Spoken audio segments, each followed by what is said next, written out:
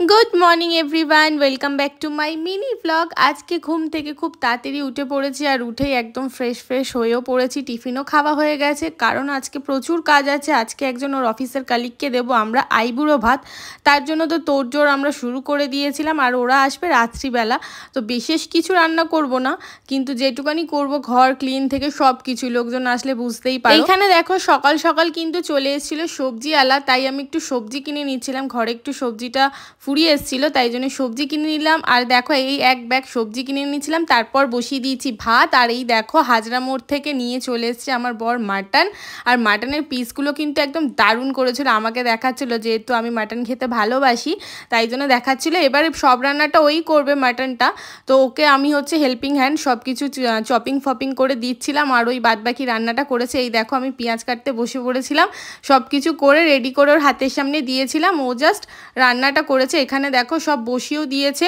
আর মাটনটাও বসিয়ে দিয়েছে। এবার মাটন কষাতে তো অনেকটাই সময় লাগে, যত ভালো করে মাটন কষা হবে জানো যে মাটনটা খেতেও ওরকমই ভালো হবে।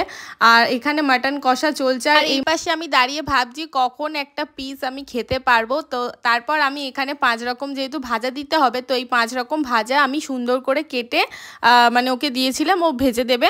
তো এরপর দেখো মাটনটা কষানো হয়ে গেছে, একটু জল দিয়ে সেদ্ধ করার পর ভাবলাম যে এতগুলো মাটন দেরি হবে, তাই একটু প্রেশারে সিটি মেরে নেওয়াই উচিত। তো এখানে মাটনগুলো এবার প্রেশারে দিয়ে সিটি মারাও হয়ে গেছে। এবার আমাকে চেক করতে দেওয়া হয়েছিল ফাইনালি।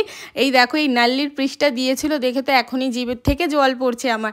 তো এই নাল্লির পিসটা দিয়েছিল, খেতে কিন্তু দারুণ হয়েছিল মাটনটা। তারপর স্নান করে সব কাজ সেরে পুজো দেওয়ার জন্য ফুল তুলতে চলে এসেছি। এই দেখো আজকে গাছে ফুলটা জাস্ট হয়েছে, দেখো দারুণ লাগছে, মানে দেখে পুরো মনটা ভরে গেছে, এত সুন্দর ফুলটা হয়েছিল।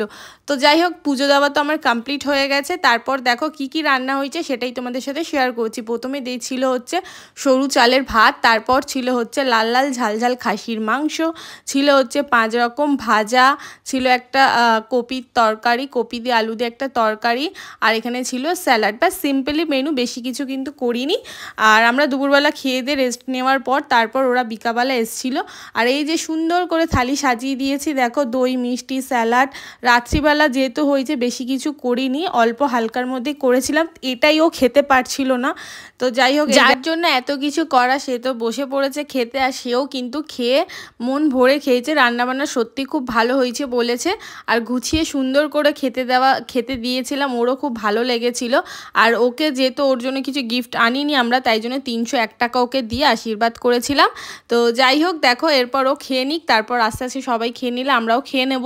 অনেকটা রাতও হয়ে গেছে, ও বাড়ি যাবে, তারপর সবাই এক এক করে আমরা খেয়ে নিয়েছিলাম। আর এই দেখো আরেকজন এনেছিল আমার জন্য এই ফলগুলো, আপেল অনেক এনেছিল, খাওয়া হয়ে গেছে। আর এই ফলটার নাম না আমি ঠিক বুঝতেই পারছি না, এটা তো আমি ফার্স্ট টাইম দেখলাম। তোমরা যদি কেউ জেনে থাকো অবশ্যই আমাকে কমেন্ট করে বলো তো এটা কি ফল আর কিভাবে খেতে হয়।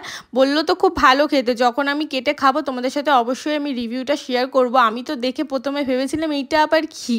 তো যাই হোক এখানেই ব্লগটা শেষ করলাম।